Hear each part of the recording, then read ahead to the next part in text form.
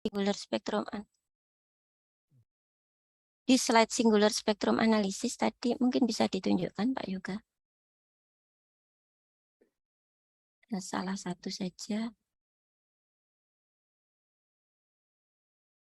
Ya ini data deret waktunya kan dinyatakan dalam bentuk Z1 sampai Zn. Kemudian untuk entry dari matriksnya itu kan Zij ya Pak Yoga ya. Okay. Ya. Nah, entry untuk pertama misalkan itu Z11 sama dengan Z1 itu apa nanti tidak membingungkan? Apa tidak sebaiknya dibedakan notasinya? Jadi misalkan X1 ya X1 1 misalkan itu sama dengan Z1 kan kalau Z11 sama dengan Z1 itu notasinya sama-sama Z itu menurut saya membingungkan. Oh iya. Apalagi yang tidak terbiasa dengan SSA. Okay. Siap, Bu. Kemudian ya untuk struktur kalimat mungkin nanti juga dilihat kembali. Ada yang di awal kalimat itu maka, ada yang di mana, tapi beberapa saya lihat sudah diganti ya tadi yang cetak kuning. Kemudian untuk ini Mas, Pak, ngapunten panggil Mas terus. Ya, mengapa di sini diangkat SSA yang vektor ya? Langsung dijawab atau nanti? Oh, langsung Bu. Ya, jadi bagaimana yang dijelaskan di riset gap tadi, Bu, uh, ini.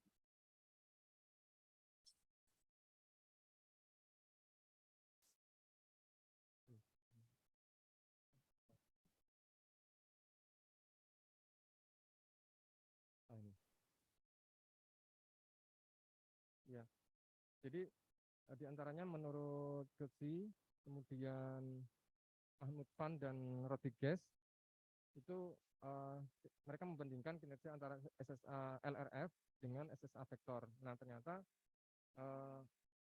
kinerja dari SSA vektor itu lebih robust dan juga untuk jangka panjang itu lebih baik dibandingkan dengan SSA LRF begitu. Ini juga didukung oleh Goli Andina, di bukunya juga ada dijelaskan seperti itu. Nah, itu kenapa kami memilih mencoba mengeksplor atau mengembangkan dari SSA vektor begitu. Baik, untuk kasus yang diangkat di sana apa Pak Yoga? Yang dari Götze ya, saya kebetulan bawa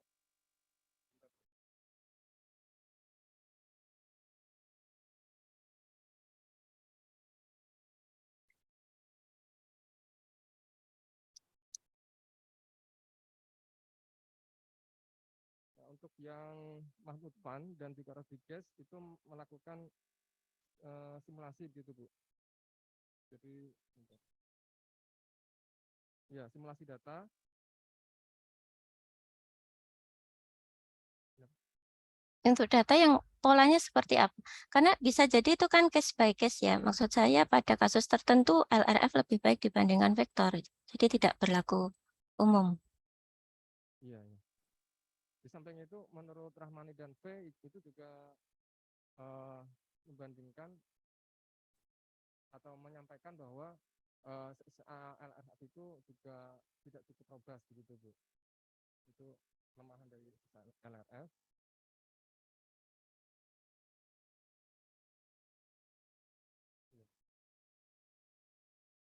Ya, ya baik Pak Yoga. Kemudian ini ya kalau yang dilakukan oleh Rahmani dan V ya. Betul ya? Ya, Yang yang SSALRF dikombinasikan atau estimasinya dia menggunakan EKF. Betul ya Pak Yoga ya? betul Bu. Baik.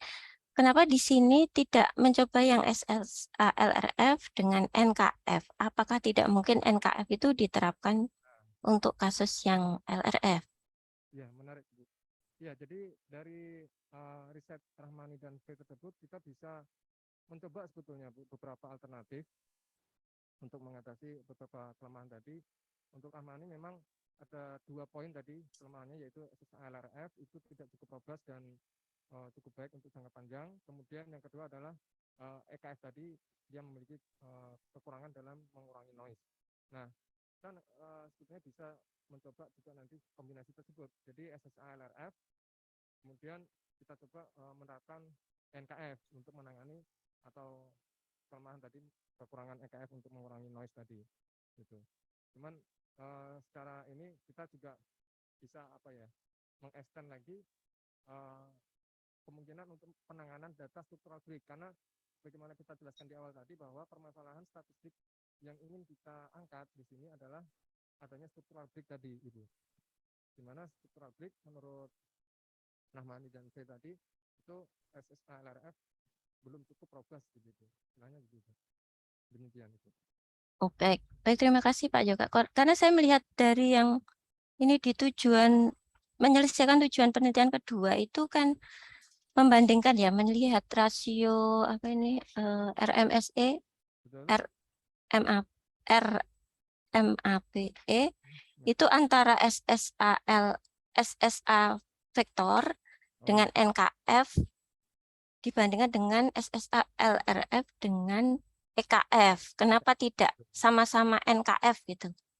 Karena kan dari SSA-nya sendiri sudah beda, kemudian Kalman filternya juga beda.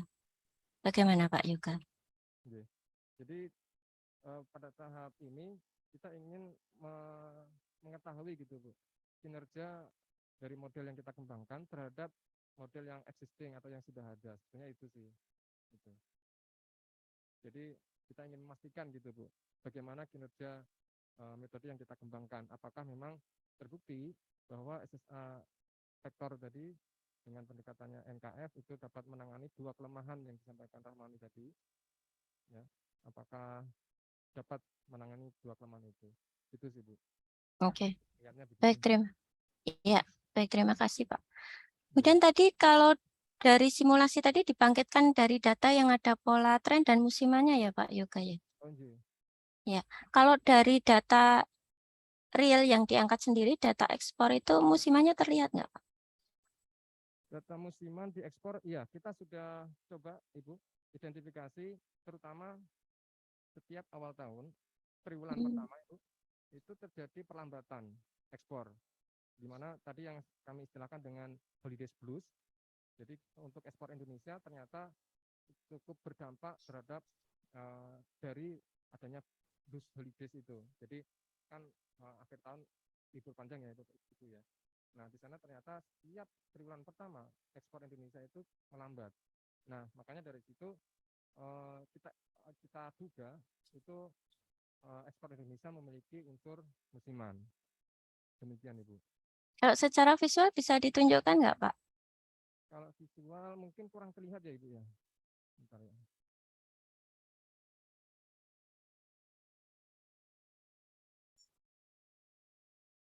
Mungkin bisa. Belum. Nah, ini ya.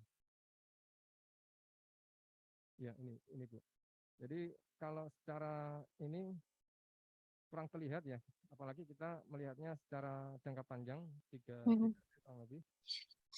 Cuman kalau kita break secara mendetail tadi, kita bandingkan setiap triwulan, ternyata triwulan pertama itu cukup terdampak dari holiday blues tadi, sehingga adanya faktor musiman di sana ada. Gitu. Dan ini nanti rencananya kita coba identifikasi dengan menggunakan uji periodogram, menghitung periodisitasnya gitu Bu. Baik. Pak Yoga sudah ada penelitian awal terkait dengan data ekspor ini, dengan SSA maksud saya? Iya, saya kebetulan sudah pernah Ibu melakukan penelitian dengan data ekspor ini dengan SSA, terutama menerapkan atau membandingkan bootstrap SSA. SSA, kenapa? Oh, kami lakukan di semester 2 atau 3, saya lupa. Untuk hasil dekomposisinya sendiri seperti apa Pak Yoga? Memang kurang lebih ada Bu, ada faktor musimannya dari data ekspor ini. Oke. Gitu. Baik Pak Yoga, kita coba masuk ke metodologi ya Pak. Untuk penyelesaian tujuan penelitian pertama, itu kan data dibagi dulu menjadi data training dan testing ya. Nah, untuk dekomposisinya sendiri, apakah ini nanti didekomposisikan menjadi beberapa komponen Atau hanya dua tadi, sinyal dan noise, atau bagaimana, Pak? Iya. Jadi nanti bagaimana? Oh ya, ini di slide ini, Ibu. Jadi data training nanti akan kita apa istilahnya, dekomposisi, sehingga kita peroleh eigenvektor sebagaimana contoh kita di depan ini di slide, sehingga di sana bisa diidentifikasi atau diduga adanya unsur musiman, ya. Maaf, tren dulu, seperti yang ditunjukkan di komponen pertama dan kedua itu cenderung tren. Kemudian komponen berikutnya yaitu ketiga hingga ke 8 itu kurang lebih musiman begitu. Dan juga yang selanjutnya itu bisa kita kategorikan sebagai noise. Komponen ke-9 hingga ke-15 itu bisa kita kategorikan sebagai noise. Sehingga yang di model untuk pembangkitan data tadi, bahwa Z atau data hasil bangkitan itu kita bisa klasifikasikan dari dua kelompok. Yang pertama adalah sinyal dan yang kedua adalah noise. Nah, sehingga sinyal ini kita bisa anggap merupakan gabungan dari yang pertama tren, kemudian ke-1 dan kedua, kemudian yang ketiga yaitu musiman, di mana komponen ke-3 hingga ke-8 itu. Baik, berarti pada akhirnya itu menjadi dua komponen ya, Pak? Untuk forecast-nya menggunakan sinyal atau bagaimana, Pak? Atau per komponen ini misalkan di sini kan ada 1, 2, 3, 4. Nah, forecast-nya apakah dari masing-masing itu atau nanti itu sudah digabung menjadi suatu sinyal dan noise, forecast-nya dari sinyal. Kalau forecast-nya dari sinyal, Ibu. Gitu. Baik. Kemudian untuk dasar pemisahannya, Pak. Ini kan disampaikan di sini ada separabilitas lemah dan kuat ya, Pak ya. Oh, iya. Ya. Untuk proses pendekomposisiannya sendiri bagaimana dengan memperhatikan separabilitasnya ini? Apakah dia masuk kategori lemah atau kuat atau bagaimana, Pak? Oh iya.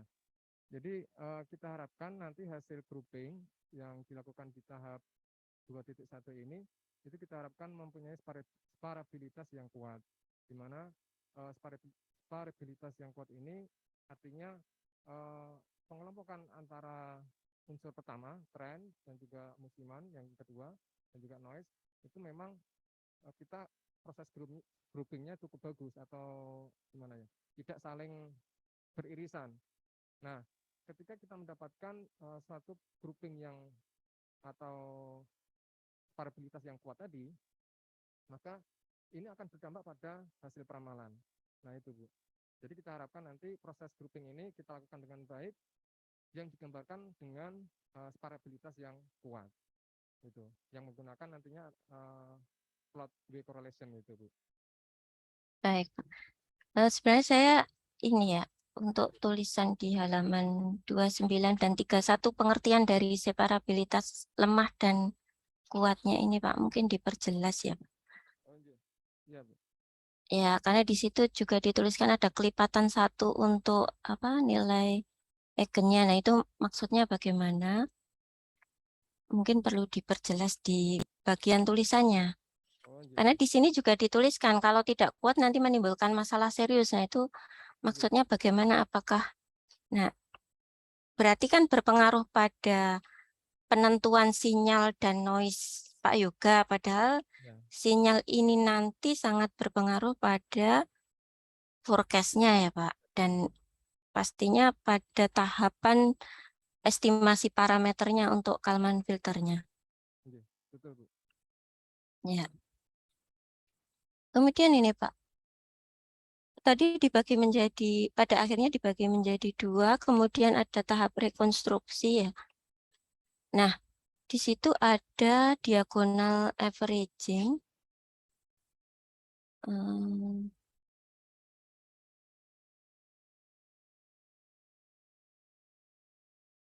Di situ kan dijelaskan untuk peramalan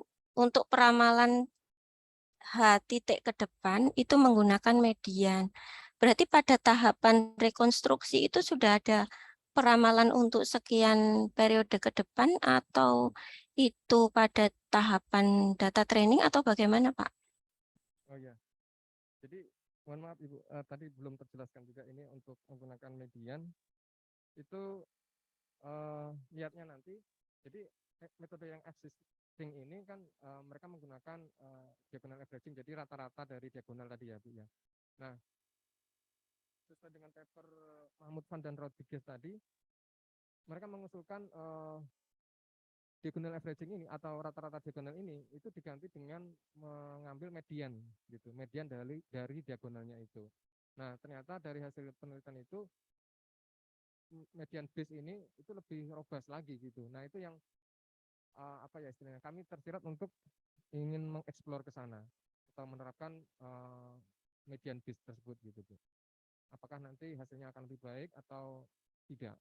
Demikian Ibu maksud dari kalimat di situ di Baik, itu termasuk di bagian untuk rekonstruksi yang training atau sudah, karena di sini sudah dituliskan H titik ke depan, tapi langkah keempatnya itu balik ke training. Yang median tadi itu untuk pengganti proses diagonal, maksudnya rata-rata nih, diganti median. Itu untuk fitted value atau bagaimana Pak? Atau memang sudah forecast ke depan? untuk forecast ke depan Ibu. Oh, ke depan. Iya, betul. Untuk forecast ke depan. Oh, soalnya di tahap 4 itu kan kembali ke data training ya Pak, untuk menentukan L. Jadi belum ditentukan L-nya kan? L sama, Oh, ya. Jadi sementara eh, sebelum masuk ke poin C tadi, ya, median base itu, kita di awal tadi sudah menentukan matriks untuk diagonal averaging yang SSA LRF ya Bu ya. Itu kita sudah mencoba menggunakan window length tertentu. Nah, sehingga kita dapatkan grouping dan sebagainya tadi berdasarkan separabilitasnya. Nah, pada tahap berikutnya untuk peramalan data testing atau periode berikutnya itu kita coba lagi menentukan atau melakukan simulasi atau percobaan untuk menentukan window length dan juga grouping effect yang paling optimal. Karena belum tentu window length yang sudah kita gunakan sebelumnya itu menghasilkan error atau apa ya, residual yang kecil gitu, yang paling optimum gitu, loss function yang paling kecil. Itu Bu, maksud dari poin 4 ya. ya berarti prosesnya kan balik ya Pak.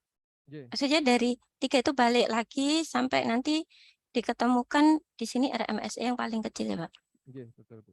Nah, alurnya mungkin yang penyajiannya yang mungkin Oh, ditunjukkan Pak, bahwa ada proses itu. oh siap, siap.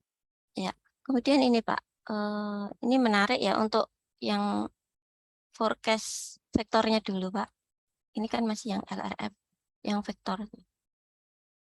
Baik, untuk yang ZK plus 1, jadi yang ZK plus 1 dalam kurung 1 pangkat 1 itu ya Pak. Dan seterusnya, nilai itu bagaimana menentukannya Pak? Ya, matriks tersebut itu kita peroleh dari ini persamaan 2.15 Ibu. Jadi kita peroleh apa itu phi ya, phi besar itu kita peroleh dari U kali UT transpose ditambah itu 1 min P kuadrat kali vektor koefisien A kali transpose A. Jadi kita dapatkan nanti ini. Oke, baik. Artinya itu nilai estimasi ya Pak. Notasinya mungkin kalau estimasi Oh, perlu head enggak? Karena itu kan diestimasi kan Pak. iya. Iya, Ibu. Ya Pak ya. Sampai dengan ZN yang pangkat L plus H-1 itu ya. Mohon maaf Ibu. Jadi nanti setelah dapat vektor matriks ini Hmm. saya sebut Z di bawah M ini, itu untuk selanjutnya kita diagonal averaging lagi. Nah, baru dari Iya. kita dapat estimasinya. Nah, itu yang baru kita berikan cap. Itu sih, Bu. Oh, ini kalau ini kan sudah masuk ke data deret waktunya, Pak. Yang dalam bentuk matriksnya, apakah notasinya dibuat sama seperti itu? Yang ini ya. Iya, yang karena ini kan bukan dari data kita yang ada kan, Pak. Iya, betul. Bukan data. Oh, iya. siap. Nggih. Baik. Siap Ibu, berarti harus dibedakan memang. Ya, terima kasih. Nggih. Saya boleh bertanya lagi, Prof. Heri? Punten sudah 20 menit. Monggo Bu, enggak apa-apa. Terima kasih banyak untuk mendengar. Baik. Terima kasih Pak. Mungkin ini yang terakhir saja masuk ke apa? Ke SDM-nya. Untuk yang langkah 5. Langkah 5 ini bisakah menjelaskan ke saya Pak Yoga, itu kan dari parameter koefisien vektor yang ditentukan dari tahapan yang mungkin disebut Pak Yoga standar ya, yang belum dimodif. Kemudian di situ Mohon maaf Ibu, yang yang penentuan parameter koefisien untuk SSA vektor yang disajikan dalam 215 kalau di berkas yang saya terima persamaan 215. Nah, itu kan dinyatakan dalam bentuk state ya, kemudian ya. Nanti untuk estimasi parameternya menjadi 273 itu, Pak.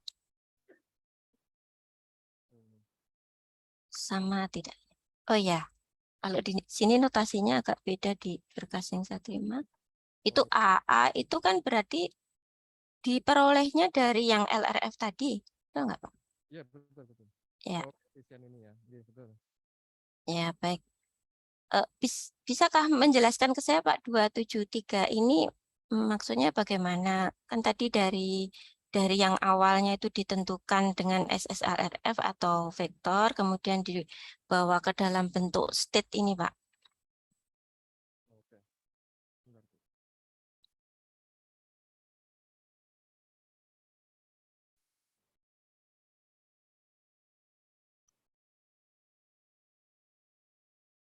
Oh, ya, jadi persamaan 27.3 ya, Bu ya. Jadi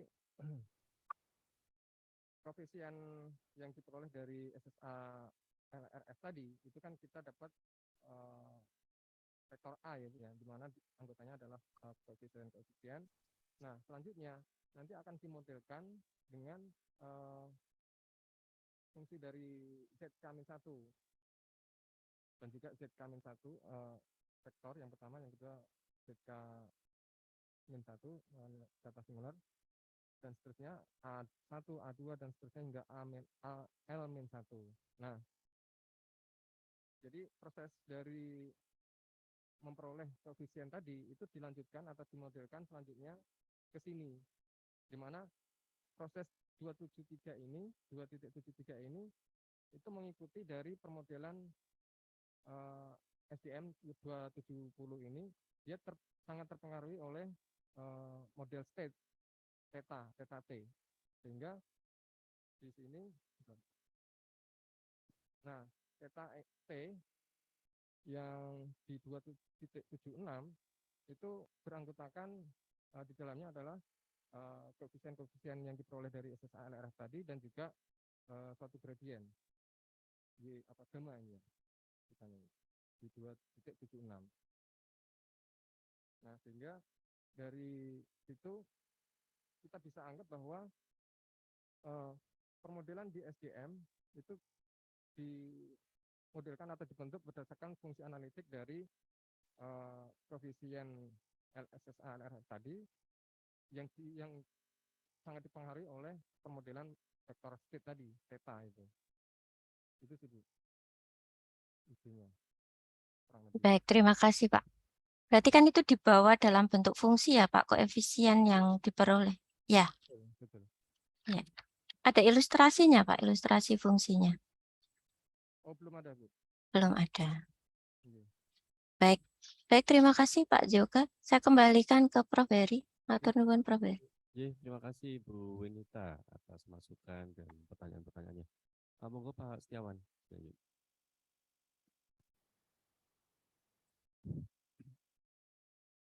Terima kasih Ketua Sidang Prof. Heri.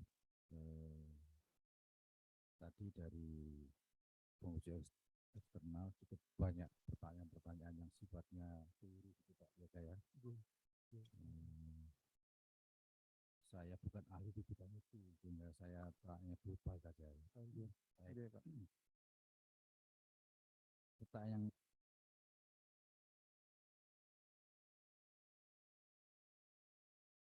Nggih, Pak.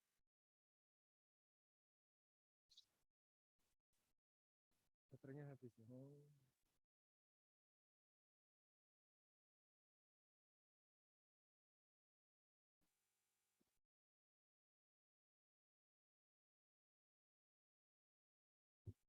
nyala ya? Nyala? Iya. Nggih. Baik. Ya. Yang pertama terkait dengan tujuan ya, Pak Yoga ya. Tujuannya ada 3 ya. Nah, tujuan yang pertama tertulis di situ bahwa melakukan kajian teoritis gitu ya, Nggih. tentang estimasi parameter. Gitu ya. Nggih. Tujuan yang kedua adalah simulasi ya. Nggih. Nah, Simulasi. dan tujuan yang ketiga adalah peramalan. Nggih. Saya hanya bertanya tiga ini saja. Tujuan yang pertama adalah estimasi. Nah, pertanyaan saya nanti apakah berhenti di estimasi parameter ataukah sifat-sifat statistiknya juga dikaji juga? Langsung dijawab. Belum, Oh, biar selesai dulu. Oh, nggih, siap. Kemudian tujuan yang kedua adalah melakukan simulasi. Nah, dari aspek statistik, apa yang ingin diharapkan dari hasil simulasi? Apa? Kemudian tujuan yang ketiga adalah forecast, ya forecasting. Pak Yoga menampilkan di sini bahwa ada 1 bulan, ya 3 bulan, 6 bulan, 12 bulan. Ya, yang tentunya tadi yang dikatakan forecast jangka pendek, jangka menengah, dan jangka panjang.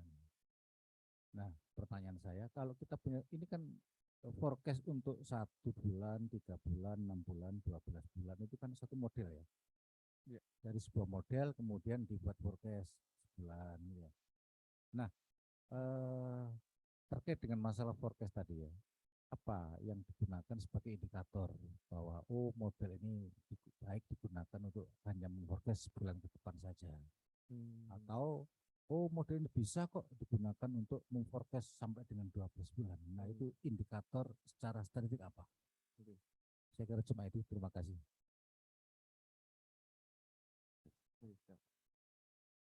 Baik, saya akan coba menjawab pertanyaan pertama, yaitu yang terkait dengan tujuan pertama, apakah nantinya akan diuji sifat-sifat hasil estimasinya gitu ya. Nah, untuk hasil estimasinya nantinya akan divalidasi atau diuji itu menggunakan simulasi, Pak. Jadi apakah dari estimasi yang diperoleh itu nantinya akan diperoleh noise yang paling kecil gitu, atau loss function yang optimum itu sih. Jadi nanti tidak diuji dengan secara teoritis seperti konsistensi dan seterusnya itu, sifat-sifat estimator itu. Diuji secara ya.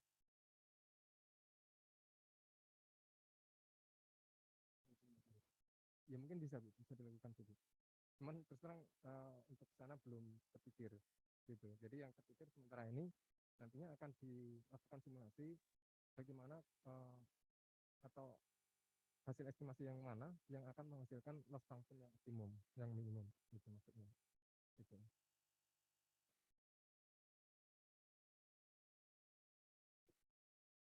Untuk ininya Pak, hasil estimasinya sendiri. Ya, ini Pak Yoga. Ya. Di setting simulasinya itu belum disetting perulangan. Ya. Jadi Bapak bangkitkan sekali, Bapak lakukan estimasinya sesuai prosedur yang diusulkan, selesai sudah. Sehingga nggak bisa tadi misalkan Bu Irama, biasnya kan nggak bisa dihitung gitu. Tapi kalau Bapak lakukan perulangan 100 kali, ya. Berarti ada 100 bangkitan, masing-masing punya estimator, punya prediksi. Ya. Berarti RMSE-nya, MAPE-nya, dan lain-lain itu ada 100. Ya. Nah, itu nanti bisa dihitung biasnya dan lain gitu maksudnya. Iya. Ya. Maksud saya Iya. sana, Pak. Nah, di Jadi proposal dipastikan. ini itu belum dituliskan prosedur perulangannya, Bu. Nanti dipertimbangkan untuk Iya. dilakukan begitu ya. Iya. Monggo dilanjutkan, Pak. Terima kasih, Pak. Jadi maksud kami nanti begitu, yang dari direplikasi sekian gitu ya. Dan nanti akan diperoleh informasi tadi. Begitu. Kemudian yang kedua, aspek statistik hasil ini simulasi. Jadi sesuai dengan tabel 3.3 tadi, Bapak, nantinya dari tujuan 2 ini akan kita dapatkan informasi bagaimana di tabel 3.3 bahwa di sana terdapat beberapa sifat hasil ramalan kita. Nah, di mana di sana selain ukuran-ukuran RMSE, direct of change, kemudian MAPE, nah di sana ada kita coba mendapatkan informasi yang terkait dengan sifat-sifat jika kita terapkan untuk data dengan distribusi normal bagaimana, kemudian data dengan distribusi non normal bagaimana, kemudian skew positifnya, kemudian untuk data dengan skew negatifnya, kemudian untuk data stasioner dan juga non stasioner. Jadi itu tujuan dari tujuan kedua ya. Kemudian yang ketiga, untuk ukuran forecasting seberapa panjang ya. Ya.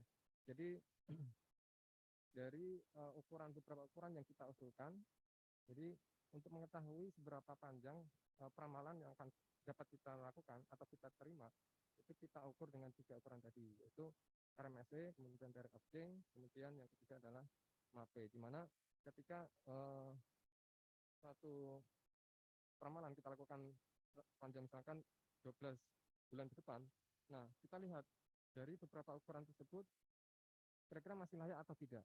Nah itu, dimana di proposal juga kami sampaikan bahwa beberapa kriteria untuk ukuran MAPE yang dapat kita terima itu ada di sana. Nah,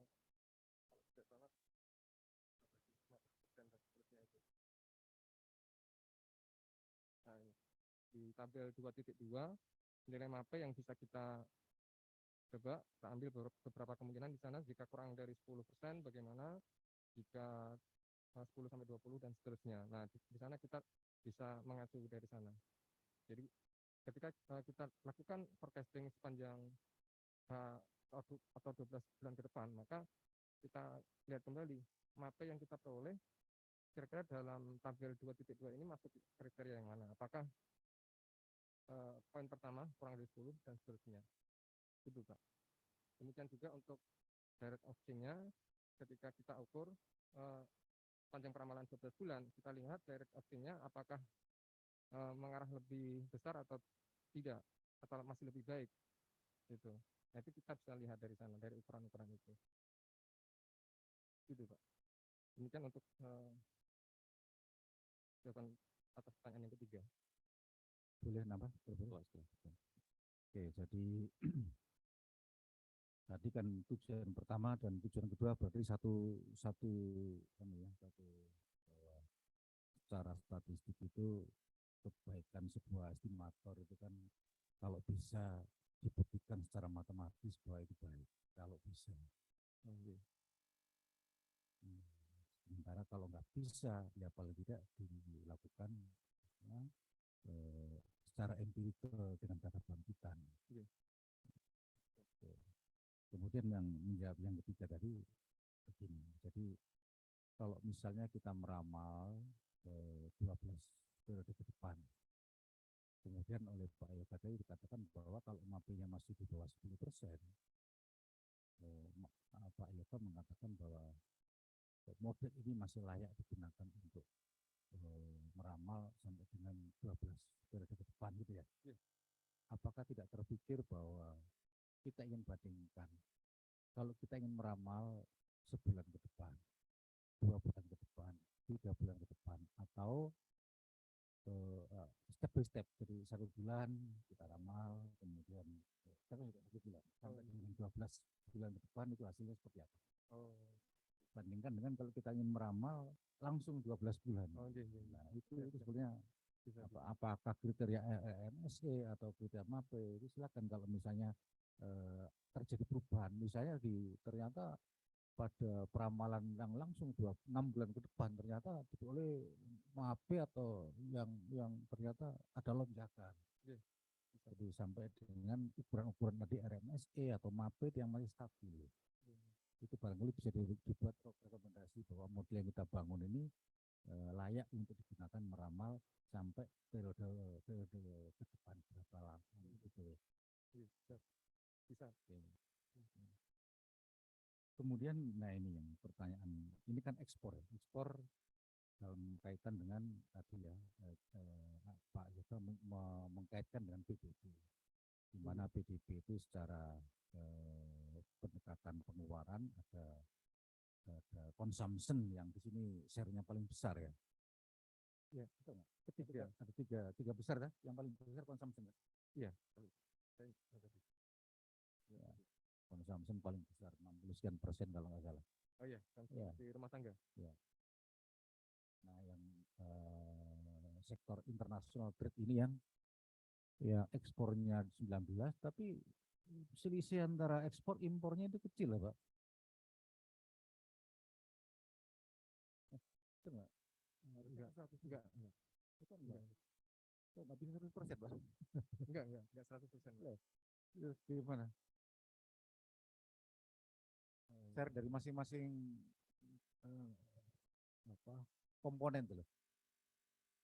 Itu kan consumption, kemudian ada kalau dalam bahasa makroekonomi ada C, ada I-nya investment-nya ada bagi-bagi kan ya. Iya. Kemudian ada G, government expenditure itu, kemudian ada ekspor impor ya. Iya. Jadi yang consumption kan yang C itu kan yang pertama kan. C, betul. Kemudian yang G, yang I investmentnya, yang konsumsi pemerintah itu G, government expenditure ini. Iya. Kemudian yang konsumsi apa itu? NMPRT, apa itu? Profit rumah tangga. Oh ya. Profit. Oke. Kemudian yang masuk investmentnya itu ya, PMTP pembentukan modal. Itu investment. Itu investment. I itu ya. Iya. Nah, ternyata kan yang paling besar kan consumption. Rumah tangga. Nah, yang international trade ya, ekspor dikurangi impor itu ternyata ya mepet banget ya. Kayak 100%. Mepet. Nah, pertanyaan saya. Betul. Oh iya, betul Pak. Iya. Iya Pak. Net ekspor gitu. Net ekspor. Betul. Pertanyaan saya, Bapak kan melakukan forecast untuk ekspor. Betul. Padahal realnya di lapangan itu ekspor itu kan banyak faktor yang berpengaruh. Nah, kenapa kok Bapak milih yang metode time series yang digunakan meramal ekspor, bukan yang hubungan kausalitis? Terima kasih. Oke. Ya. Jadi sebagaimana batasan yang kita kemukakan tadi bahwa memang ekspor di sini banyak faktornya ya tentunya Pak, besaran ekspor satu negara bisa disebabkan oleh dalam negeri maupun juga luar negeri juga banyak juga. Namun demikian, sebagaimana yang kita sampaikan di awal bahwa batasan untuk riset ini kita ingin melihat perkembangan ekspor ke depan berdasarkan pola atau karakteristik ekspor sendiri pada waktu sebelumnya atau kita bisa istilahkan dengan univariate analysis begitu. Nah mungkin memang jika dilakukan penelitian yang melibatkan faktor-faktor eksternal atau yang tadi yang Bapak jelaskan seperti efek kausalitas memang ada, cuman untuk khusus penelitian ini kita usulkan untuk analisis univariate begitu, dimana kita ingin memprediksi perkembangan ekspor ke depan yang dilihat berdasarkan pola atau karakteristik ekspor di waktu-waktu sebelumnya. Demikian Pak.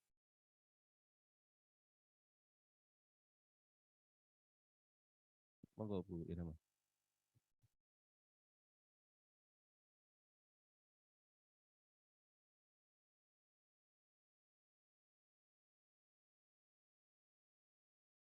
Terima kasih Pak Heri. Pak Yogi juga. Kemudian saya sifatnya masih konfirmasi ya Pak. Iya. Gitu atas yang sudah Bapak tuliskan. Masih melanjutkan pertanyaan Pak Setiawan yang barusan ditanyakan. Mungkin kalau Bapak menyebutkan bahwa ingin berdasarkan univariate, kemudian tidak melibatkan variabel-variabel yang lain, itu kan memang ada pendekatan yang seperti itu. Tetapi ada juga kebijakan ekspor kan yang ditentukan oleh kebijakan pemerintah. Kayak misal Jokowi waktu itu nutup ekspor bawang merah misalkan atau ekspor apa gitu. Nah, kalau yang seperti itu bukan yang variabel lain ya, tetapi karena kebijakan itu, apakah bisa diakomodir dalam model Bapak? Dan kira-kira kalau itu bisa diakomodir bagaimana? Karena ini kan sangat dipengaruhi oleh kebijakan pemerintah. Sekarang untuk riset kali ini kita belum belum bisa untuk mengakomodir ke situ, Bu. Ada faktor-faktor seperti kebijakan pemerintah dan sebagainya, kita terus belum belum terpikir untuk ke sana gitu. Kayak misalkan dari struktur tadi ya, kaitan yang Bapak tunjukkan ada Iya. di ekspor itu ada apa namanya, apa ada apa-apa. Kalau sekiranya kebijakan itu cukup bisa menjadikan suatu pola tertentu seperti break, itu kan sebenarnya tercover di situ. Paham maksudnya? Adanya faktor eksternal tadi ya. Iya, jadi misalkan kebijakan itu ternyata cukup membuat pattern ini terdeteksi sebagai satu break, itu kan berarti ya sebetulnya sudah tercover gitu. Kayak COVID ini loh Pak. Iya. Misalkan ini Pak, change point-nya itu sudah ditentukan, yaitu pelarangan ekspor produk tertentu.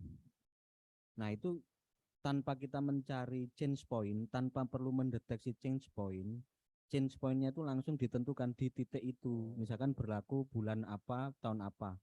Sehingga change point-nya nggak perlu dideteksi, tapi langsung ditentukan apakah model ini itu bisa mengakomodasi seperti itu. Dijawab ini pertanyaan Ibu Ramah ini. Bisa Bu. Jadi sebenarnya gini, konsep yang kita tawarkan pada awalnya itu adanya perubahan atau change point itu secara dideteksi dulu. Ada beberapa faktor-faktor yang sebenarnya kita lihat di grafik itu, ya, ada krisis moneter, krisis finansial dan seterusnya.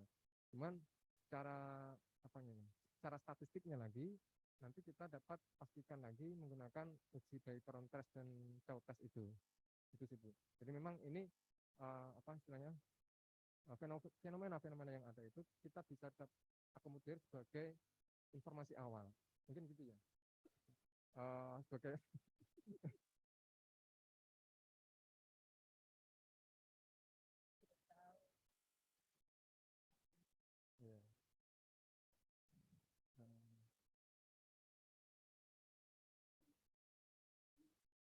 ya. Betul, iya. Jadi pengujiannya tadi pakai background dan self-test itu. Nanti bisa ditambahkan itu ya, karena mungkin ini kan nggak kelihatan ya. Padahal yang kalau nggak salah kebijakan yang pembatasan ekspor itu kan dalam kurun waktu yang Bapak betul. buat itu, dan mungkin kebijakan-kebijakan yang lain mungkin nanti bisa ditambahkan di background bahwa itu bisa mengakomodir yang faktor yang memang misal seperti ditentukan sebelumnya. Yang berikutnya ini kalau menentukan state-nya bagaimana? Nah, penentuan state nanti akan kita dasarkan pada hasil pengujian struktural break tadi menggunakan uji statistik background dan show test itu. Jadi dari sana nanti akan didapatkan titik atau change point ini. Nah dari situ nanti akan kita dapat bagi bahwa sebelum change point berarti masuk ke state pertama. Setelah change point berarti masuk state kedua, itu seterusnya. Jadi ada beberapa change point sehingga nanti akan membagi menjadi beberapa state. Itu. Saya mohon maaf agak lompat-lompat ya, karena saya tidak tahu apakah terkait dengan yang digambar itu atau ada pertimbangan lain sehingga pada saat simulasi itu dibuat ada 4 level. Bisa diceritakan, Pak? Nah, ya. Jadi untuk proses pembangkitan data itu kita ingin memang menghasilkan atau membangkitkan data yang memiliki superability atau sync point ya. Nah, di sana kita bagi menjadi empat breakpoint ya. Sehingga akan membagi menjadi 5 state kurang lebih seperti itu. Nah, dari pembangkitan data itu, jadi nanti akan kita peroleh pola atau grafik data yang kurang lebih akan seperti ini, cuman hanya beda level dari breakpointnya atau ya, kemudian rata-ratanya dan sebagainya gitu. Jadi pembagian 4 level tadi itu ditujukan untuk membentuk beberapa state itu tadi, Bu. Ya, mungkin bisa diceritakan, Pak. Ini kan level 1, 2, 3, 4 itu bedanya nanti kira-kira di tujuannya itu ke arah apa? Jadi ini kan tulisan ya udah langsung dikasih set 0,5, 0,003, 150. Kalau N saya silakan dari 600 itu dibagi 4 gitu. Tapi yang misalkan ukuran-ukuran yang lain itu pertimbangannya apa? Oh ya, jadi begini Bu. Jadi parameter, nilai arti dari parameter ini itu kebetulan kita sudah coba Bu, mencoba membangkitkan data ini dengan model yang sudah kita tuliskan di depan tadi. Itu tujuan kita adalah ingin menghasilkan data bangkitan yang memiliki beberapa karakteristik seperti misalnya di tabel 3.4 itu yang kita bagi menjadi 4 level tadi sudah terjelaskan ya Ibu ya. Kita ingin memperoleh adanya 4 sync point. Kemudian dari tabel 3.4 itu kita tentukan nilai parameternya sekian itu dengan tujuan agar kita dapat mendapatkan satu kondisi atau karakteristik data ya. Misal lambda itu pengaruhnya kemana? Kemudian ada omega, ada delta ya, apa ini? Beta. Nah, itu efeknya kemana? Efeknya nanti ke unsur Jadi untuk lambda itu nanti akan mempengaruhi pada level tren, unsur tren itu. Demikian juga alfa. Gitu. Kemudian yang untuk sinusnya itu apa namanya? Ya, jadi itu kan alfa ya? Itu setengah gitu, ada pertimbangan tertentu misalnya dari penelitian sebelumnya setengah itu. Jadi kalau yang model ini, model 3.2 itu memang kita coba mereferen dari Rahmani dan V, cuman kita modifikasi sehingga kita terapkan untuk nilai parameter yang tadi di beberapa skenario itu kita bangkitkan dengan parameter tersebut dengan nilai-nilai tersebut sehingga kemudian kita coba uji beberapa kondisi karakteristik data seperti misalnya dia termasuk data normal ataupun stasioner dan seterusnya gitu. Ya, jadi maksud saya yang angka-angka itu loh 0,002 kenapa kok enggak 3 atau 4 kenapa kok di bawah 1 dan itu 3 digit di belakang koma apa pengaruhnya kalau menggunakan nilai yang lebih besar kemudian setengah 0,2 apa itu ya misalnya ada 0,7 apa efeknya ya jadi alfa lambda itu akan berpengaruh pada seberapa tinggi nilai tren atau unsur tren kita gitu Bu. Oh iya.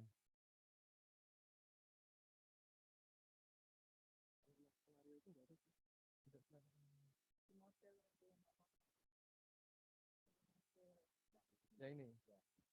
Ya.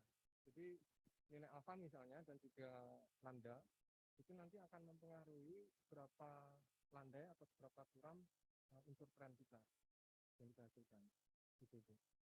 Ini iya itu kan mendekati 0 kan 0,00 sekian gitu loh Pak maksud saya betul ya. Kenapa kok nggak 3 gitu atau yang lain nah, kalau 3 dampaknya akan sangat suram gitu Bu berdasarkan proses pembangkitan yang sudah juga kami lakukan mungkin nanti ditambah beberapa ini ya contoh kalau misalkan ini efeknya kemana ya sama seperti misal kita buat yang dasar lah di buku W gitu. Kalau misalkan koefisiennya itu 0,3, 0,7, terus kalau negatif itu bagaimana? Walaupun enggak, ini kan soalnya mix ya, nanti kan kombinasi gitu ya. Ingin dilengkapi Pak, ini kan belum ditulis itu. T-nya itu berjalan dari T sama dengan Oh, T. 1,2, titik, N ya. Iya. T-nya berjalan ya. Iya. Nah itu loh Pak, kalau itu dikali T, itu kalau dikali lambda, jadi T-nya itu Bapak misalkan seriesnya itu 1000. 1000 kali lambda. Masih dikali alfa itu loh Pak. Kalau T Bapak itu bukan T increment, beda lagi. Nah itu maksudnya reasoning koefisien-koefisiennya itu perlu penjelasan karena ya Bapak jawabnya Bapak mencoba itu langsung explode. Kenapa? Ya karena dikali T, T-nya itu naik. Nah itu yang mungkin perlu dituliskan Pak, gitu mungkin ya maksudnya Birama ya. Iya. Karena ini hanya Bapak sampai 600 kan ya. Iya. Kalau 100 Sementara kan itu begitu. mungkin sih. Walaupun sudah besar juga. 100. Yang berikutnya kita sih apa ditambahkan penjelasan. Oh iya. Penjelasan yang tadi. Parameternya.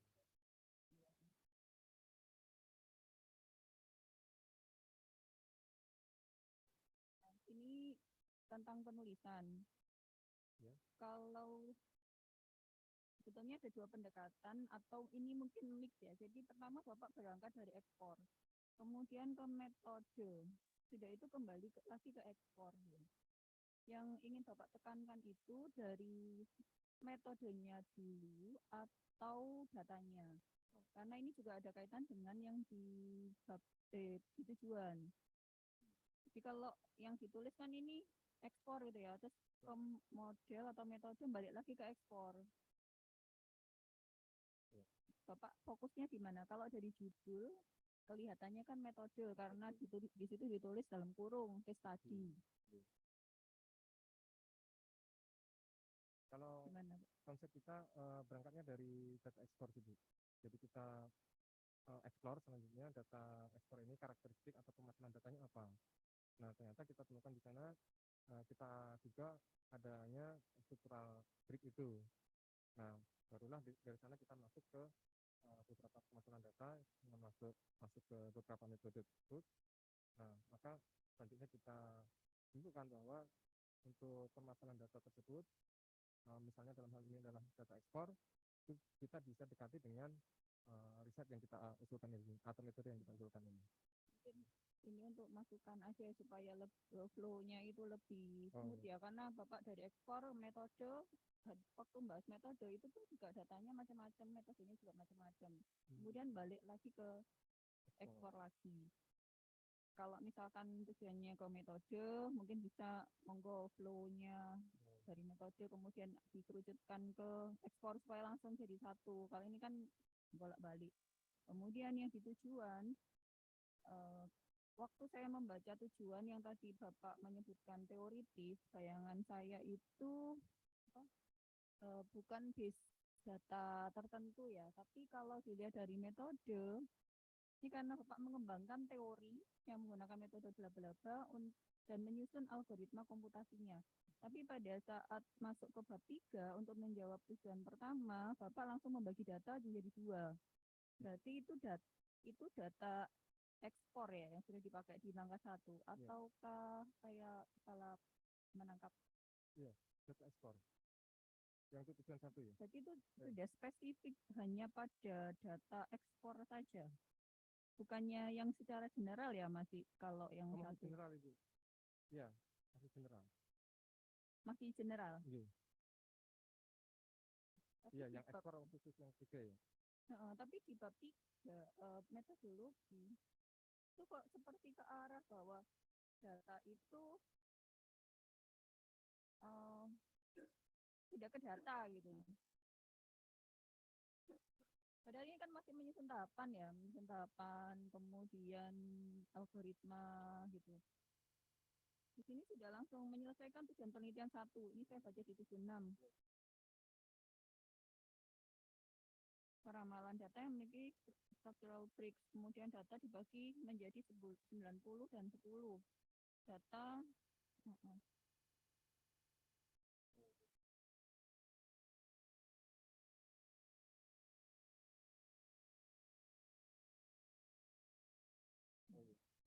terus bisa lebih ditekankan lagi apa yang beda dengan yang sudah dilakukan sebelumnya waktu di bab 3.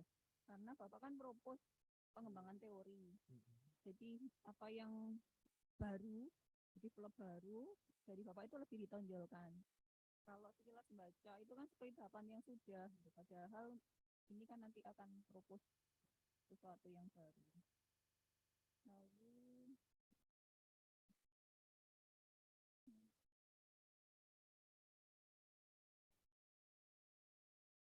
saya baca separuh di sini, separuh di sana. Nah, peramalan jangka panjang ya Pak, karena di sini Bapak kalau di sini kan Bapak define bahwa jangka panjang itu 12 ya, karena ada literatur sebelumnya. Betul, Dan kalau 12 itu masuk jangka panjang. panjang. Kalau dilihat dari jumlah data yang diusulkan waktu simulasi itu kan 600 ya.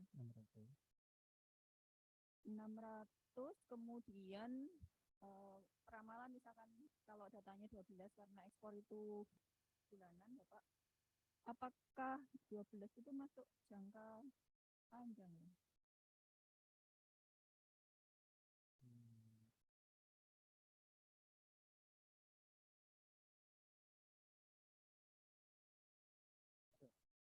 Di 2017 itu acuannya. Jadi dia mencoba melakukan simulasi juga untuk beberapa kondisi. Datanya apa Pak?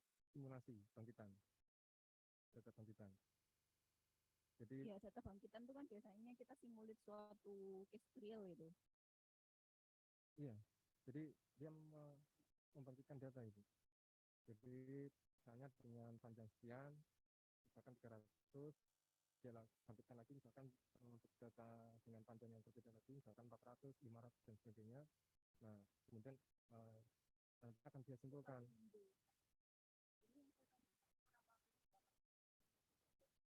Iya, jadi dari hasil pembangkitan tadi, simulasi tadi yang dilakukan oleh Bobby 2017 itu, dia memang membagi panjang peramalan tadi, jangka pendek itu 1 dan 3 bulan, jangka menengah 6 bulan, dan jangka panjang 12 bulan.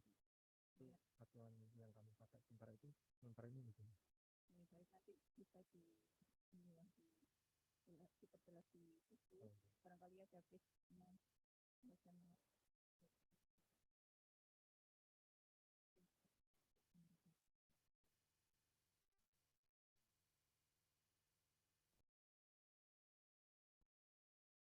kemudian pada saat penulisan itu mungkin Bapak bisa berhati-hati dalam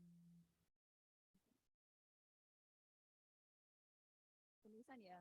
Beberapa itu bisa menimbulkan pertanyaan gitu, tapi cuma saya kasih garis bawah gitu. Ini seperti SSA standar bersifat bias dan seterusnya, kemudian mengurangi noise. Ada beberapa nggak perlu dijelaskan sekarang, mungkin nanti waktu apa namanya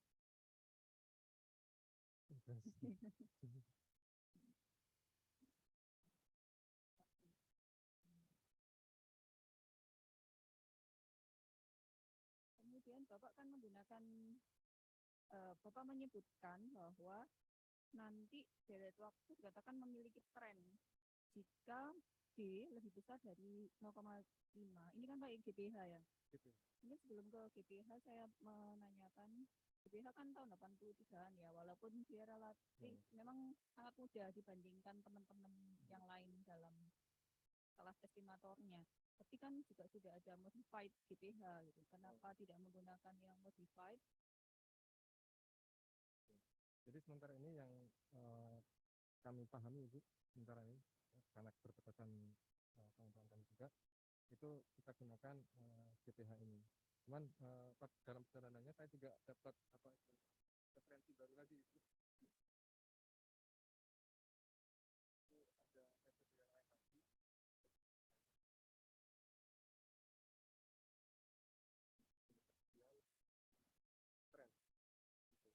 Nah ini jurnalnya UBIC ini 2013, ini menggunakan local regression dan feedback. Ini ada alternatif dan juga Nobiti et al. Tahunnya 2011, ini feedback based. Ini juga masih bisa ada kemungkinan ke sana itu. Cuman sampai saat ini kami masih dapat mendalami gitu kemungkinan yang baru ini. Beban tapi nggak selesai. Iya. Ya, saya cuma menyoroti itu tadi ya. Kalau tren sama kalkulasi yang kalau ini kan D lebih besar dari 0,5 itu Nah, padahal mungkin dia bisa jadi nggak tren tapi dia tidak pasti apakah nggak seperti semua kalkulasi tadi apakah memang selalu kalau dia lebih besar dari setengah itu menunjukkan bahwa iya Bu. Jadi adanya pola kecenderungan perubahan secara gradual baik naik ataupun turun gitu. naik toh turun Ada naik turun juga bisa gitu. Tapi secara keseluruhan overall itu ada kecenderungan tadi, apakah dia cenderung naik atau turun gitu. Gimana Pak? Bapak kan ada dua itu, ada tren, ada struktural break. Kalau tren itu tren naik, tren turun atau bisa campur Pak? Bisa Ya. campur. Ya tren naik Bapak uji pakai Dickie Fuller, tren turun Bapak uji pakai. Kalau campur-campur berarti struktural break Pak, polanya sudah ya.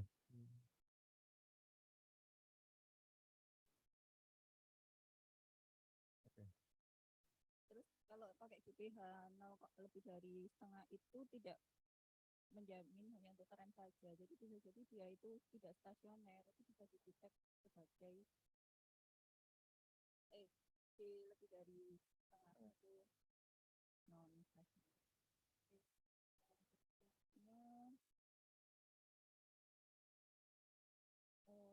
ini kalau D-nya lebih dari itu short memory long memory nanti enggak masuk ya Enggak. soalnya yang ditulis itu kan banyak saya melihat banyak singkatan tapi akhirnya dipakai di metode terakhir itu tidak semuanya gitu. Iya. Jadi mungkin bisa dipilih sih Pak ya jadi yang nanti akan fokusnya Bapak memang waktu merangkum itu kita kan tulis di literatur di sana jadi pada saat nanti sudah mengarah ke mana metode berarti kita dua itu sebaiknya yang nanti akan mendukung pada saat Bapak melakukan penelitian walaupun saya appreciate ya karena teorinya kan banyak yang dimasukkan tapi itu kan tambah apalagi Bapak mesti menguasai ini masih belum selesai belajar ini belum selesai belajar berikutnya oh ya tadi yang tujuan itu berarti tidak langsung data ya harusnya ini kan yang teoritis sama langkah ya kemudian N-nya ini kalau di data asli Bapak itu kan cuma 300-an kemudian yang di sini itu N-nya 600 dan tadi disampaikan bahwa nggak ada kaitan nanti dengan long memory atau tidak gitu. Apakah ini bisa digunakan dengan baik untuk data yang relatif lebih kecil jumlahnya karena di simulasi kan Bapak menggunakan yang 600 jadi sebetulnya gini rencananya seperti yang dilakukan oleh Jobs 2017 itu dia melakukan simulasi pada beberapa kondisi data. Nah, misalnya dia membagi menjadi dua kategori ketika N-nya kurang dari 300 dan juga N lebih besar dari 300. Nah, kami terpikir akan mencoba hal yang sama begitu Bu. Jadi masih bisa jadi nanti bangkitan data yang akan kita lakukan seperti yang tadi tidak pasti 600 tadi, begitu Ibu. Kalau memang sudah ada perencanaan itu, misalkan akan dibuat untuk yang 300, 600, mungkin bisa ditambahkan Kak Dian.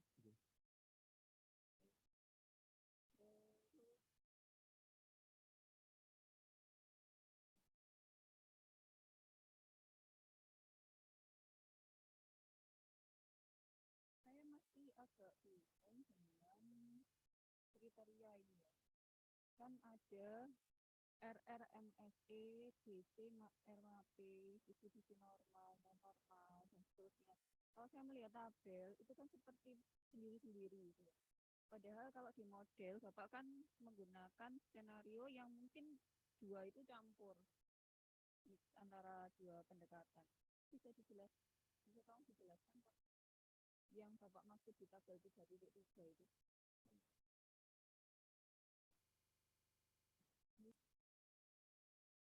Kan normal tapi jadi normal tapi gabung dengan yang lain juga. Q positif, distribusi non normal. Jadi tabel 3 ini nanti kita coba menguji dari data yang kita bangkitkan. Nah, data yang kita bangkitkan itu kita identifikasi di mana dia bersifat atau memiliki distribusi normal misalnya. Atau pada bangkitan data yang lain kita hasilkan data yang berdistribusi non normal misalnya. Nah, setiap bangkitan data yang kita hasilkan itu nanti akan kita terapkan metode yang kita propose tadi, terus kita bandingkan juga dengan model yang sudah existing, yang SSA LRF dengan pendekatan EKS tadi, begitu Bu. Ya, maksud saya di skenario, saya melihat dari skenario Bapak itu loh.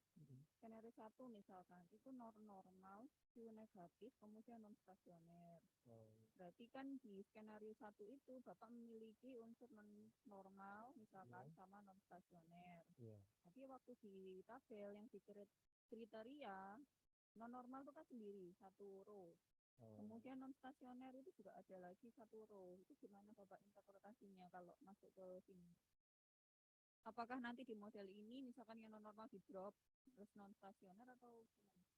Jadi rencananya akan dilakukan pembangkitan data itu sebanyak misalkan katakanlah sebanyak M gitu ya, M kali ya Bu ya. Ya ini kan cuma satu kali, Ya. N 600 udah berarti. Nah, yang akan kita lakukan nanti kita coba bangkitkan data sebanyak M kali, di mana M kali itu data-data yang memiliki distribusi normal itu akan kita kelompokkan gitu Bu. Jadi misalkan dari M kali bangkitan itu ternyata ada T kali. Kalau 2 titik itu kan memang skenario-nya sudah didesain non normal dan non stasioner. Iya, jadi dari beberapa bangkitan data tadi kita kelompokkan itu.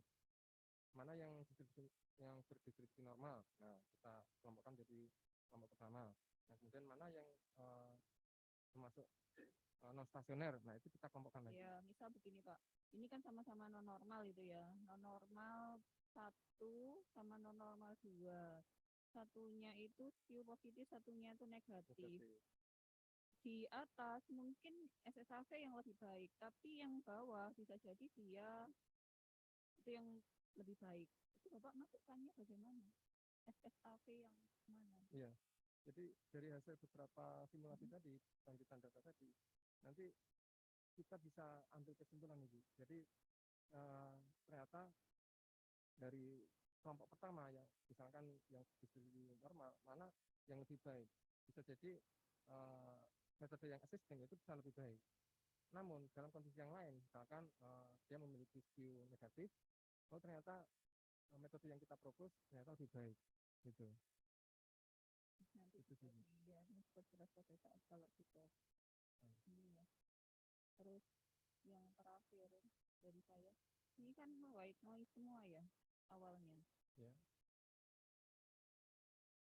Awalnya white noise, tapi kemudian bisa ke arah non normal. Q itu proses apa yang dilakukan? bawahnya tabel itu kan semua membangkitkan data, membangkitkan white noise E-nya itu. Mu-nya menyesuaikan, mu kan terakhir sendiri kan ditambah Iya berarti. mu 2, 3, 1 sama. Oh. Di proses mana sehingga itu bisa ke arah bahwa itu non normal, terus di skenario lain itu normal, kemudian di skenario lain itu non stasioner dan yang satu stasioner di skenario lain. Gimana, Pak? Itu kita coba-coba dari nilai parameter yang berbeda-beda itu.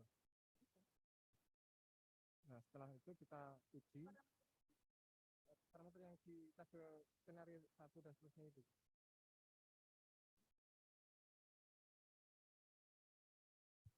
Nah, intinya kan waktu Bapak mendesain itu sudah dibayangkan, oh kalau ini nanti ini akan ke arah non normal, ini ke arah Normal misalnya. normal, atau ini nanti ke Q, sama nggak ya gimana letaknya itu. Sehingga dari white pertama itu menjadi non normal atau normal pertama itu kita menjadi Q. Iya, maksudnya itu untuk memastikan bahwa skenario yang digunakan itu mengcover semua, Pak. Jangan-jangan misalkan ya tabel 3.4 level 1 sampai 5 itu nggak ada yang tidak stasioner gitu. Stasioner semua, kan berarti kan sama aja. Cukup satu kan maksudnya gitu kan ya. Padahal parameternya sudah diubah-ubah tapi itu stasioner semua. Loh kan gitu maksudnya. Berarti yang tidak stasioner nggak tercover gitu. Tapi kalau yang normal nggak normal Bapak gampang kan, berarti E-nya itu bangkitkan normal sama tidak. Tapi kalau yang stasioner sama tidak agak sulit, Pak. Karena yang trigonometri, kosinus, sinusoidal itu dia akan tercover di sesional ya. Tetapi yang tidak stasioner itu kaitannya dengan tren biasanya, Pak. Kalau trennya itu ya di digivuler ya, augmented digivuler, itu kan dia akan menjadikan dia nggak stasioner. Nah, artinya setting di alfa dan lambda itu kan harus disetting sedemikian hingga menjamin gitu. Nah, atau di situ Bapak tuliskan bahwa nilai alfa lambda itu bisa direvisi sedemikian hingga nanti didapatkan tercover ini stasioner ini tidak begitu.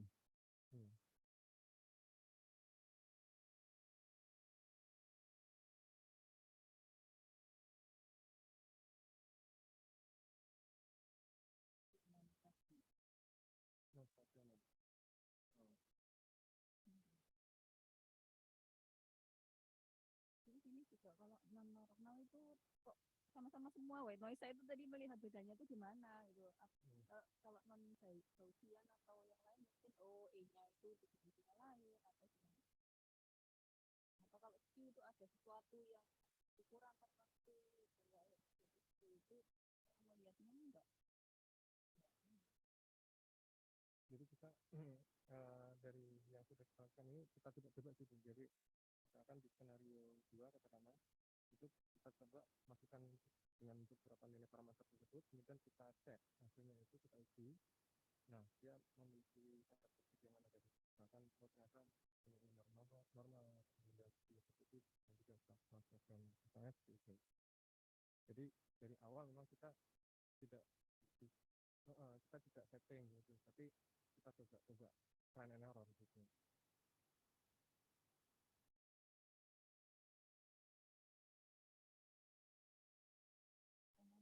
Yang dimaksud non normal itu datanya atau errornya. Kalau errornya itu dibangkitkan normal, jadi pasti simetri begitu.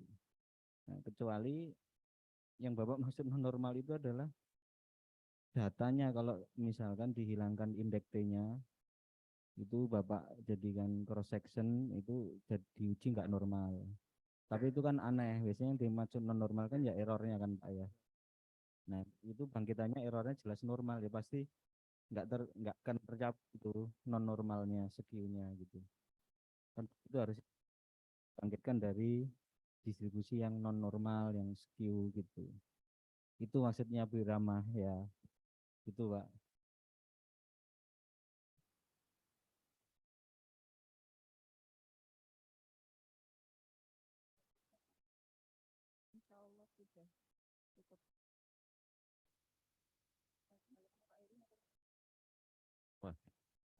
Ini Pak Dedi dulu atau saya tawarkan ke Bu Winita dulu mungkin ada tambahan. Bu Winita ada tambahan sebelum masuk ke tim promotor, monggo Ibu. Mungkin. Oh, nggih, Pak matur nuwun. Ngapunten tadi tidak begitu mendengar untuk pertanyaan dari Pak Setiawan dan Bu Irhamah. Tapi tadi sempat mendengar yang Pak Setiawan untuk validasi ini nggih, performa model untuk meramalkan jangka panjang. Memang belum terlihat berulangan. Kemudian untuk kasus realnya itu menurut saya sebaiknya ada cross validasi ya, Pak Yoga. Jadi melihat misalkan 12 periode ke depan, kalau hanya satu kan kita tidak bisa ini ya memutuskan bahwa oh itu bagus itu. Tapi kalau ada cross validasi kan setidaknya ada beberapa peramalan untuk sekian periode ke depan. Oh, iya, iya. Iya, Bu. Oke. Bisa mengacu pada referensi Prof. Hinman. Kemudian untuk kriteria MAPE sebenarnya itu juga setiap kasus bisa beda ya. Karena kalau data listrik itu dia dikatakan baik kalau dia kurang dari 2%. Jadi mungkin misal di sini nanti diangkat untuk kasus ekspor ya di sana kriteria baiknya itu apakah juga kurang dari 10% atau itu hanya berlaku untuk kasus yang lain. Nah, dan kemudian satu lagi untuk data bangkitan saya lihat tadi untuk sinusoidnya kan ada 2 frekuensi ya. Frekuensi omega dan psi ya. Apakah itu cukup mewakili data yang kompleks seperti kalau data ekspor sendiri yang diambil itu saya kira dia mungkin kombinasi dari beberapa frekuensi lebih dari 2. Mungkin itu bisa dipertimbangkan. Oh, iya. Nih, matur nuwun Prof. Heri. Nuwun, Bu. Sarannya Bu Winita. Sekarang ke Pak Dedi, monggo Pak Dedi. Nggih, terima kasih Prof. Heri. Terima kasih Bu Winita, Pak Setiawan, Bu Irhamah masukan-masukannya. Saya mulai dari ini ya, yang mungkin yang terkait terakhir yang disampaikan Bu Winita ya. Jadi salah satu keunggulan SSA kan ini kan Pak ya, dia bisa mendekomposisi data yang polanya itu misalkan musimannya itu ada banyak. Ya, yang satunya itu seasonal length-nya sekian, yang lain sekian, yang sekian. Ketika itu dicampur kan jadi nggak jelas ya. Nah, terkait simulasi tadi, karena Bapak itu trigonometrinya kosinus sama sinus ada 2, itu nanti dia akan hanya mewakili 2 seasonal, Pak. Seasonal 1, seasonal 2 gitu. Nah, tadi pertanyaannya Bu Winita itu, jika itu hanya 2 seasonal digabung, apakah itu sudah bisa dikatakan kompleks strukturnya? Nah, gitu ya. Karena sebenarnya kalau model double seasonal itu kita bisa ngerjakan Pak pakai ARIMA double seasonal bisa. Kemudian beberapa pendekatan yang multiple seasonal bisa. Nah, sebaiknya memang supaya impact dari yang dipropos ini nanti kelihatan, bisa ditambahkan Pak, mungkin komponen seasonalnya itu enggak hanya 2, lebih dari itu. Memang kalau triple seasonal ya, misalkan kita pakai ARIMA triple seasonal, misalkan data listrik itu kan misalkan per setengah jam atau per sejam gitu ya. Jadi harian itu dia punya seasonal. Kemudian mingguan itu ada weekend, weekdays itu punya seasonal. Kemudian tahunan itu punya seasonal.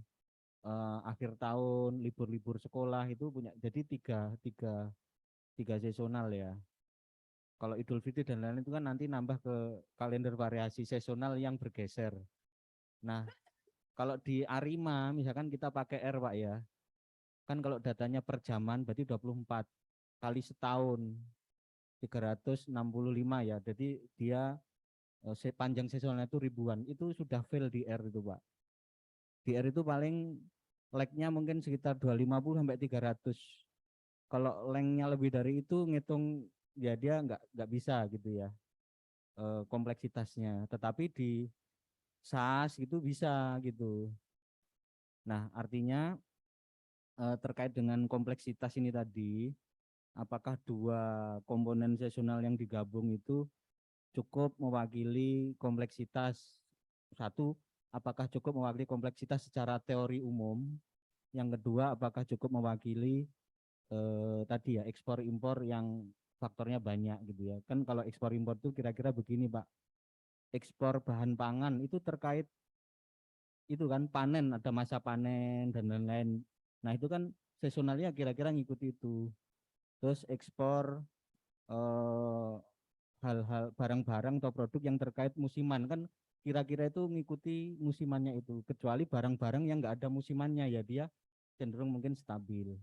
Nah artinya sebenarnya ekspor itu gabungan dari barang yang ya beberapa itu karakteristiknya ada seasonalnya tapi dia digabung jadi satu. Nah itu mungkin itu nanti kita diskusikan kalau itu memang kurang merepresentasikan kompleksitas yang itu SSA loh bisa gitu ya. Karena kalau itu kan double Arima atau double ya mungkin bisa Pak gitu. Nah itu nanti kita diskusikan.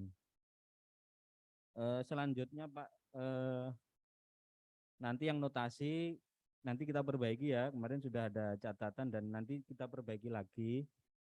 Kemudian di studi simulasi memang perlu ditambahkan pengulangan Pak supaya bisa menghitung biasnya, bisa menghitung selang intervalnya dan standar errornya Pak. Nah nanti itu ditambahkan. Jadi kalau pengulangan gampang nanti di langkah paling bawah itu melakukan pengulangan dari langkah ini sampai ini sebanyak gitu ya 100 kali. Nanti setelah 100 kali Bapak berikan langkah tambahan. Jadi dari 100 nilai estimator itu gitu ya diurutkan, kemudian dihitung persentil sekian, jadilah confidence interval, dihitung rata-ratanya, dihitung standar deviasinya, itulah standar error gitu ya. Jadi nanti ditambahkan langkah-langkah itu. Kemudian terkait ya peramalannya itu dilakukan di H sama dengan 3, 6, dan 12. Kan pertanyaannya itu kan ketika Bapak melakukan 3, itu Bapak perlu ngitung H sama dengan 1 dengan H sama dengan 2 enggak? Ketika Bapak memforecast H sama dengan 3, itu Bapak perlu forecast H sama dengan 1 dan forecast H sama dengan 2 enggak?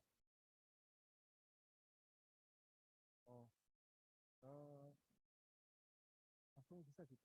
Langsung bisa. Berarti forecast Bapak itu tipenya H step ahead. Ya, H step ahead. Gitu. Artinya kalau itu ya memang Bapak bisa langsung menentukan 3, 6, 12. Tetapi kalau Bapak itu forecastnya adalah repetition one step ahead. Jadi Bapak ramalkan 1 dulu, 1 nanti dianggap sebagai realisasi pengamatan, Bapak forecast lagi 1 lagi, jadi kan 2 sekarang. Di 2 itu nanti dianggap sebagai realisasi pengamatan, Bapak forecast yang one step lagi. Jadi Bapak dapat 3 ramalan, tapi itu tipenya one step ahead yang diulangi sebanyak H.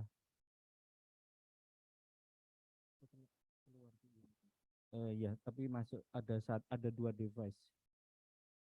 Ada nih. Jadi begitu Pak. H step ahead dengan one step ahead H kali itu berbeda prosedurnya. Nah sehingga nanti itu mana yang mau dilakukan begitu. Nah yang mau ditanyakan Pak Setiawan tadi, berarti nanti dibuat scatter plot, sumbu horizontalnya itu H sama dengan 1, 2, sampai 12. Ya, terus yang plot sumbu vertikalnya itu bisa MAPE, RMSE, dan lain-lain. Sehingga bisa dilihat pada peramalan beberapa periode ke depan itu mulai, misalkan MAPE-nya mulai naik, oh berarti baik sampai sekian bulan, jelek, karena naik drastis itu. Nah, apapun itu plot yang mau dibuat itu, balik lagi ke pertanyaan awal ini tadi, forecast-nya itu H step ahead atau repetition of one step ahead, itu berbeda prosedurnya.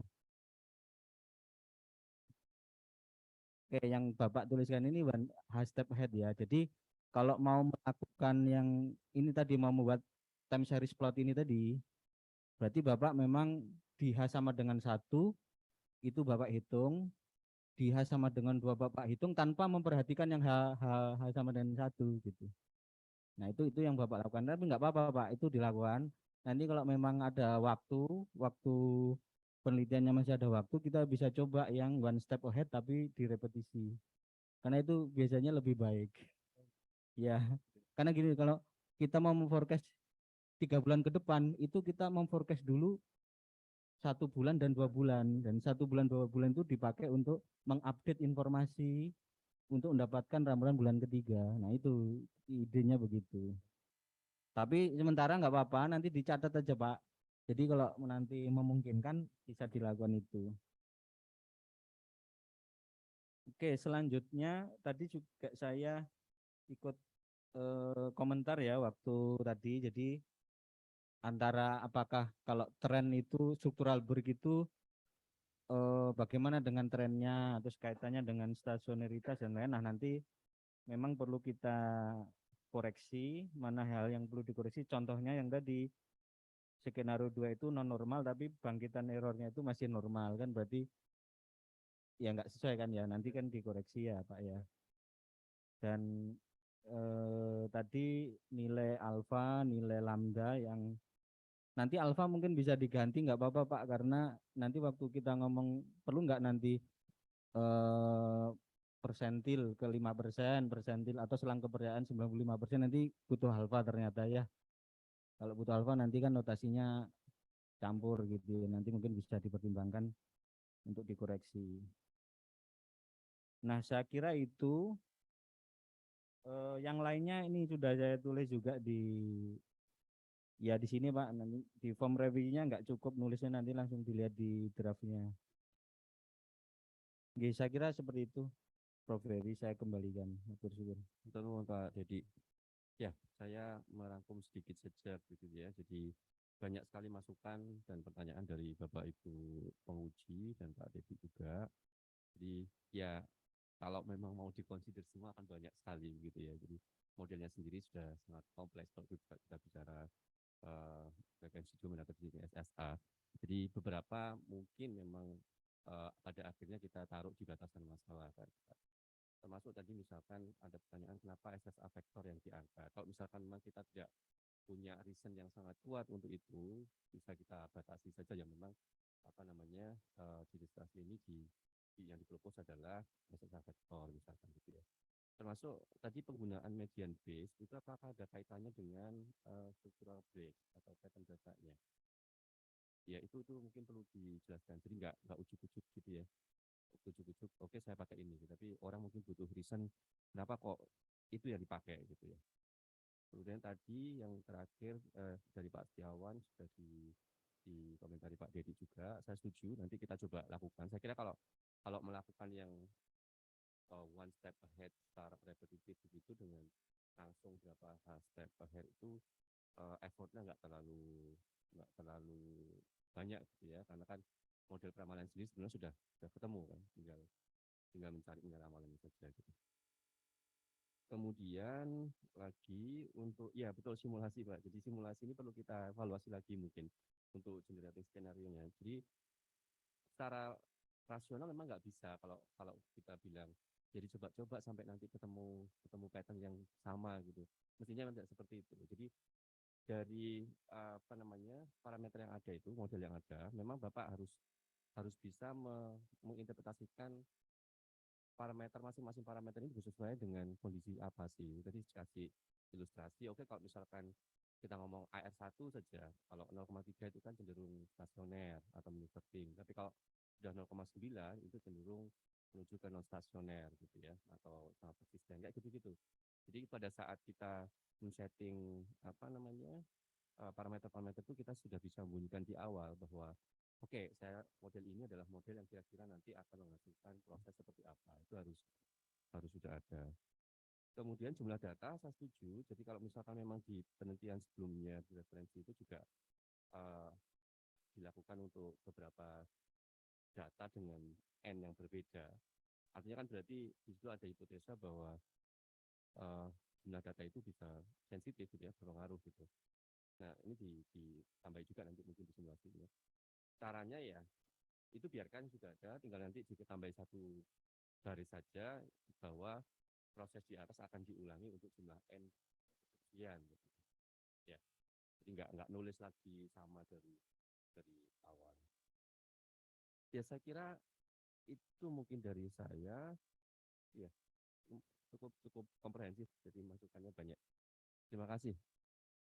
Untuk selanjutnya Pak Yoga meninggalkan tempat dulu ya.